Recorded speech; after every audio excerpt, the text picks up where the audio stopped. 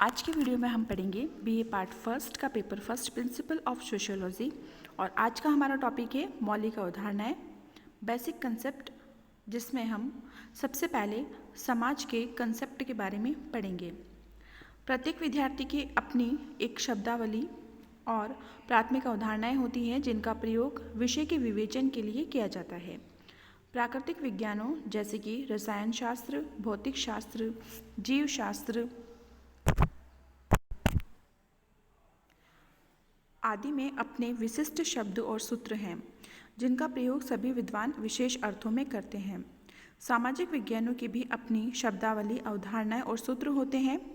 राजनीति विज्ञान के विद्वान राज्य, सरकार, प्रजातंत्र, समाजवाद, शक्ति और कानून आदि का और अर्थशास्त्री उपयोगिता, हास, मुद्रा बैंक, साख, उपभोग, विनिमय, उत्पादन, वितरण आदि शब्दों का विशिष्ट अर्थ में प्रयोग करते हैं। समाजशास्त्र की भी अपनी एक शब्दावली और कुछ अवधारणाएं हैं जिनका एक विशिष्ट अर्थ में प्रयोग किया जाता है। समाजशास्त्र ने अपनी शब्दावली का चयन सामान्य बोलचाल की भाषा से किया है, जैसे कि हम समाज, संस्था, समुदाय, समिति, संरचना, संगठन, परिस्थिति, भूमिका, जनरीति, प्रथा, रूढ़ि आदि शब्दों का प्रयोग करते हैं। इन सभी का प्रयोग समाजशास्त्र में सामान्य अर्थ से भिन्न अर्थ में किया जाता है। समाजशास्त्र का निश्चित ज्ञान प्राप्त करने के लिए जरूरी है कि इसमें प्रयुक्त शब्दावली और अवधारणाओं से हम भलीभांति परिचित हों। समाजशास्त्र की विभिन्न अवधारणाओं का विद्यार्थियों को अध्ययन करना आवश्यक है, तभी वह समाजशास्त्र की आगामी विषय वस्तु का अध्ययन कर पाएंगे।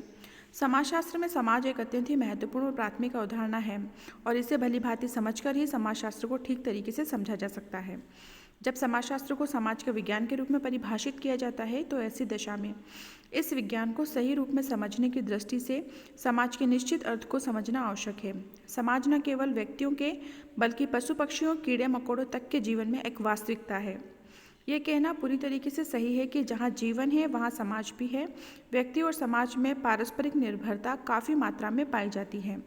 जहाँ व्यक्ति ने एक दूसरे के साथ सामाजिक संबंध स्थापित करके समाज के निर्माण और विकास में सहायता प्रदान की, वहाँ समाज ने व्यक्ति का समाजीकरण कर उसके व्यक्तित्व के विकास में योग दिया है।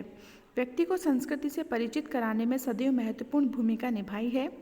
जहाँ व्यक्ति को अपने विकास के लिए समाज के सहयोग की आवश्यकता होती है, वहाँ समाज को व्यक्ति व्यक्ति के बीच पनपने वाले सामाजिक संबंधों की आवश्यकता होती है। एक के अभाव में दूसरे की कल्पना तक नहीं की जा सकती। समाज का सामान्य अर्थ क्या है? General meaning of society. वैसे बोलचाल की भाषा में या साधारण अर्थ में हम समाज का प्रयोग व्यक्तियों के समूह से करते हैं या व्यक्तियों के समूह को समाज कहते हैं। किसी भी संगठित या असंगठित समूह को समाज कह दिया जाता है, जैसे कि आर्य समाज है, ब्रह्म समाज है, प्रार्थना समाज है, हिंदू समाज है, जैन समाज है, विद्यार्थी समाज है या महिला समाज है। ये समाज शब्द का साधारण अर्थ है जिसका प्रयोग विभिन्न विद्वानों ने अपने अपने ढंग से किया है। किसी ने इसका प्रयोग व्यक्तियों के समूह के रूप में किया है, तो किसी ने समिति के रूप में, तो किसी ने संस्था के रूप में इसका प्रयोग किया है। इसी वजह से समाज के अर्थ के संबंध में निश्चितता का अभाव पाया जाता है। विभिन्न समाज वैज्ञानिकों तक ने समाज शब्द का अपने अपने ढंग से अर्थ लगाया है, जैसे कि राजनीति शास्त्र समाज को व्यक्तियों के समूह के रूप में देखता है, मानवशास्त्री आदिम समुदायों को ही समाज मानता है, जबकि अर्थशास्त्री आर्थिक क्रियाओं को संपन्न करने वाले व्यक्तियों के समूह को समाज कहता है। समाजशास्त्र में समाज शब्द का प्रयोग विशेष अर्थ में किया गया है। यहाँ व्यक्ति व्यक्ति के बीच पाए जाने वाली सामाजिक संबंधों के आधार पर निर्मित व्यवस्था को समाज कहा गया है। यहाँ व्यक्तियों के समूह को समाज नहीं माना गया है। मैकाइवर और पेज ने समाज को सामाजिक संबंधों के जाल या ताने बाने के रूप में परिभाषित किया है। इन्होंने संबंधों की इस सदैव परिवर्तित होती रहने वाली जटिल व्यवस्था को समाज माना है। समाजशास्त्र में सामाजिक संबंध केंद्रीय अध्ययन वस्तु है। जब असंख्य सामाजिक संबंधों का जाल अनेक रीतियों और सामाजिक मूल्यों द्वारा व्यवस्था में बदल जाता है तो उसे हम समाज कहते हैं। समाज को पार्सन्स के द्वारा भी परिभाषित किया गया है।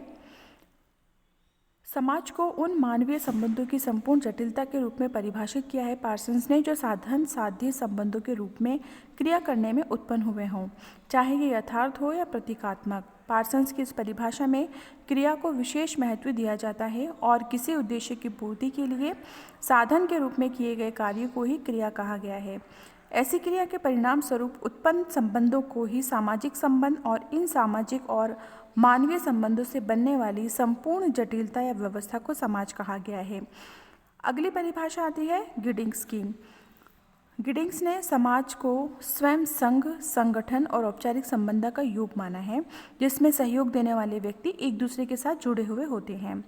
इस परिभाषा से समाज के लिए सहयोगी संबंधों को आवश्यक माना गया, जो व्यक्तियों को एक दूसरे के साथ जोड़ते हैं।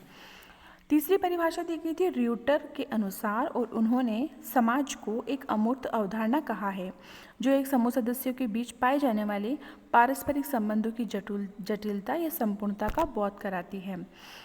इस परिभाषा के अनुसार व्यक्तियों के बीच पनपने वाले संबंधों की संपूर्ण व्यवस्था को समाज माना गया है, जो कि अमूर्त है।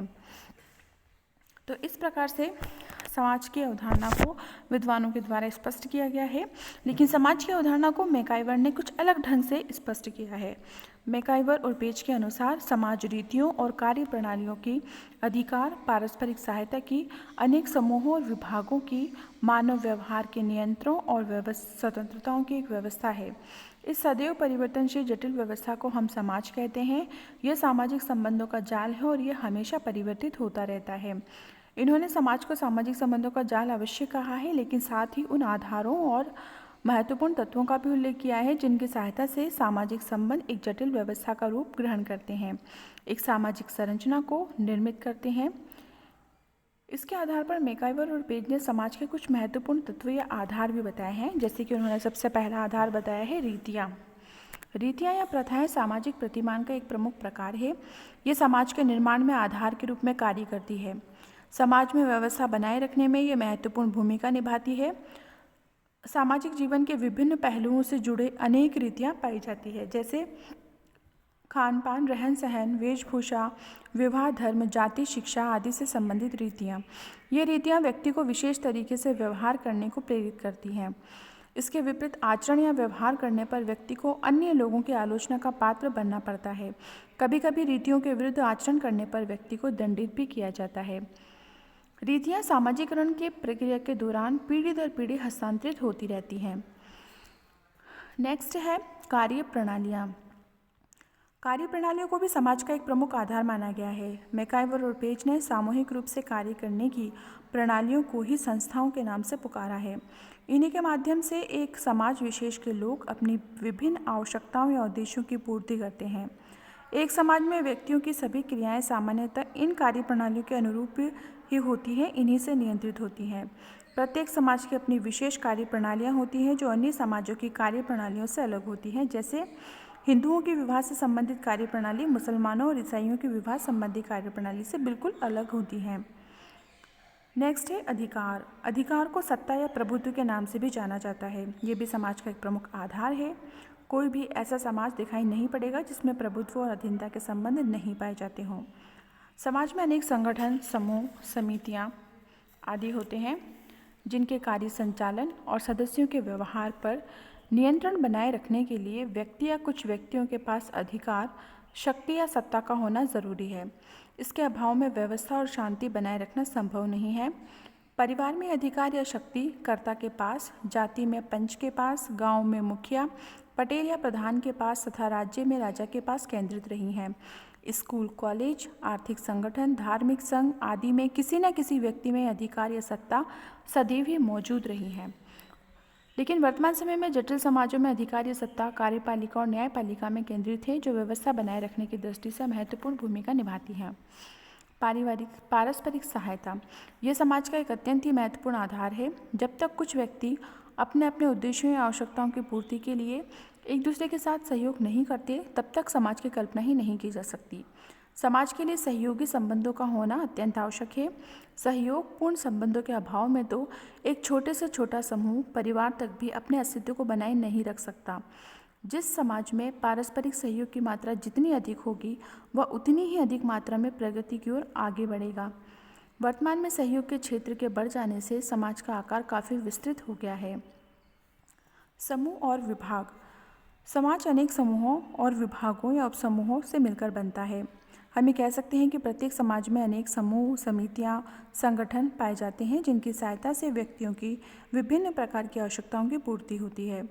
परिवार, क्रीड़ा समूह, पड़ोस, जाति, गांव, कस्बा, नगर, समुदाय, आर्थिक, राजनीतिक और धार्मिक संगठन, स्कूल, महाविद्यालय, अनेक समूह एवं विभाग ही हैं जिनसे समाज बनता है और जो व्यक्तियों की आवश्यकताओं की पूर्ति में योगदान देते हैं।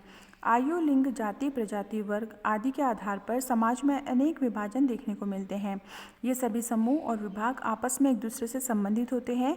ये समूह जितने अधिक संगठित होंगे, समाज उतना ही अधिक उन्नत होगा। मानव व्यवहार का नियंत्रण। समाज सामाजिक संबंधों की एक जटिल व्यवस्था है और इस व्यवस्था को ठीक से संचालित करने के लिए ये ज़रूरी है कि मानव व्यवहार पर नियंत्रण रखा जाए। व्यक्ति की आवश्यकताएं असीमित हैं, जैसे धन, वैभव, सम्मान, शक्ति, इनसे संबंधित आवश्यकताएं एवं इच्छाएं। यदि व्यक्ति की इच्छाओं को नियंत्रित नहीं किया जाए और व्यक्ति को उन्हें मनमाने ढंग से पूरा करने की छूट दे दी जाए तो समाज में व्यवस्था का बना रहना संभव ही नहीं होगा। ऐसी दशा में व्यक्ति स्वच्छंद या मनमाने तरीके से व्यवहार करने लगेंगे तथा आदर्श शून्यता की स्थिति उत्पन्न हो जाएगी और समाज विकसित होने लगेगा। इसलिए मानव व्यवहार के नियंत्रण के लिए समाज में सामाजिक नियंत्रण के औपचारिक और अनौपचारिक साधनों को अपनाया जाना बहुत ज़रूरी है और इन साधनों को काम में लेने के लिए बिना समाज की हम कल्पना ही नहीं कर सकते। सामाजिक नियंत्रण के औपचारिक साधनों में कानून, न्याय व्यवस्था, पुलिस प्रशासन और अनौपचारिक साधनों में जनरीतियाँ, प्रथाएं, रूढ़ियाँ, संस्थाएं, धर्म, नैतिकता आते हैं। इन सभी साधनों से व्यक्तियों के व्यवहारों को नियंत्रित करने और सामाजिक संबंधों को व्यवस्थित बनाने का प्रयत्न किया जाता है। नेक्स्ट है स्वतंत्रता। समाज के एक आवश्यक तत्व के रूप में स्वतंत्रता का विशेष महत्व है। समाज में स्वतंत्रता का अर्थ मनमाने ढंग से कार्य, व्यवहार या आचरण करने से बिल्कुल नहीं है। यहाँ इसका तात्पर्य सभी व्यक्तियों को अपने विकास के लिए उचित वातावरण प्रदान करने से है। जहाँ समाज में व्यक्ति के व्यवहार को औपचारिक और अनौपचारिक साधनों के द्वारा नियंत्रित किया जाता है, वहाँ उसे कुछ क्षेत्रों में स्वतंत्रता प्रदान करना भी जरूरी है। स्वतंत्र वातावरण में ही व्यक्ति अपने व्यक्तित्व का समुचित विकास कर सकता है और अपने समाज के प्रगति में योगदान दे सकता है। बहुत अधिक नियंत्रण व्यक्ति के विकास में बाधा उत्पन्न करते हैं और इसकी विवेक और चिंतन शक्ति को कुंठित करते हैं। इसलिए स्टूडेंट्स, हमें ये ध्यान रखना है कि जहाँ स्वतंत्रता व्यक्ति को इच्छानुसार कार्य करने का सुअवसर देती है, वहाँ साथ ही ये भी ज़रूरी है कि वो दूसरे को स्वतंत्रतापूर्वक कार्य करने का अवसर दे और उनके मार्ग में किसी प्रकार की बाधा उत्पन्न न करे। इस प्रकार मैकाइवर और पेस ने समाज के उपयुक्त 7 आवश्यक आधार या तत्व बताए हैं। इन्होंने समाज को सामाजिक संबंधों की एक जटिल व्यवस्था माना है और साथ ही स्पष्ट किया है कि ये सभी सामाजिक संबंध आपस में गुथे हुए हैं। सामाजिक संबंधों के जाल से निर्मित यह जटिल व्यवस्था निरंतर बदलती रहती है और इसमें हर समय कुछ न कुछ परिवर्तन होते ही रहते हैं। मैकाइवर और पेज की इन परिभाषाओं से स्पष्ट है कि समाज सामाजिक संबंधों की जटिल व्यवस्था है और इसके 7 आधार हैं, लेकिन साथ ही समाज के लिए 3 बातों का होना भी ज़रूरी होता है। पहला है व्यक्तियों की बहुलता। समाज विभिन्न व्यक्तियों के बीच पाए जाने वाले सामाजिक संबंधों से बनता है। यद्यपि समाज व्यक्तियों का समूह तो नहीं है, लेकिन ये भी सत्य है कि व्यक्तियों के बिना हम सामाजिक संबंधों की कल्पना ही नहीं कर सकते हैं। इसलिए समाज के लिए प्रथम आवश्यकता के रूप में काफ़ी मात्रा में व्यक्तियों का होना ज़रूरी है ताकि सामाजिक संबंध निर्मित हो सके।